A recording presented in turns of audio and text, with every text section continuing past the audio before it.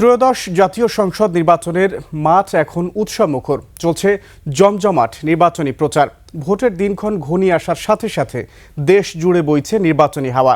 ভোটারদের আস্থা অর্জনে ভোর থেকে গভীর রাত পর্যন্ত চষে বেড়াচ্ছেন বিভিন্ন দলের প্রার্থীরা। প্রতিনিধিদের তথ্যচিত্রে বিস্তারিত দেখুন ডেস্ক রিপোর্টে।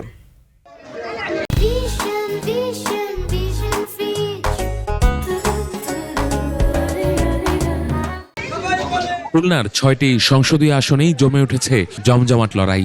লিফলেট বিতরণ, পথসভা আর কর্মী সমাবেশে ব্যস্ত সময় পার করছেন প্রার্থীরা। ভোটারদের দিচ্ছেন নানা প্রতিশ্রুতি। রাজশাহী ২ আসনে প্রচারণার মাঠ চষে বেড়াচ্ছেন ধানের শীষের প্রার্থী মিজানুর রহমান মিনু। সকালে নগরীর নওদাপাড়া এলাকায় গণসংযোগ করেন তিনি। আমরা একে অপরের সঙ্গে শ্রদ্ধা, সম্মান, ভালোবাসা দিয়ে আমরা নির্বাচনে অংশগ্রহণ করছি। জনগণ যাকে নির্বাচিত করবে তারাই দেশ পরিচালনা করবে।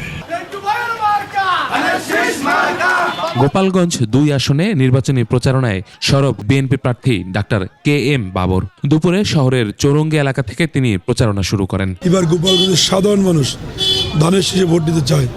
ধানের সমস্ত নেতাকর্মী আমরা ঐক্যবদ্ধ, তারা ধানের শীষে ভোট দেবে। এবার ধানের শীষকে তারা বিজয়ী দেখতে চায়।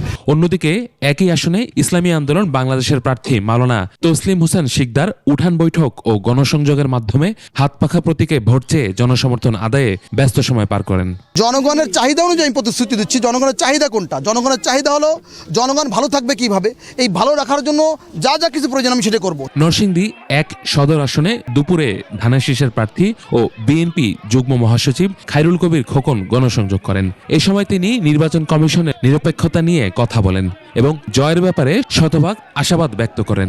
আমাদের জেলার যে 5টি সংসদীয় আসন রয়েছে, 5টি আসন থেকে বিএনপির প্রার্থীরা বিপুল ভোটের ব্যবধানে ইনশাআল্লাহ বিজয়ী হবে। ফেনী ৩ আসনে প্রচারণার উত্তাপ ছড়িয়েছেন বিএনপির ভাইস চেয়ারম্যান ও ধানের শীষের প্রার্থী আব্দুল আউয়াল মিন্টু।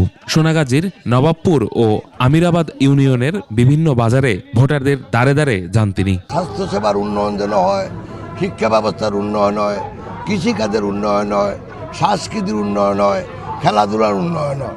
এছাড়া ফেনী ১ ও ২ আসনেও জামায়াত, বিএনপি, জাতীয় পার্টি এবং এবি পার্টির প্রার্থীরা বিরামহীন প্রচারণা চালিয়ে যাচ্ছেন।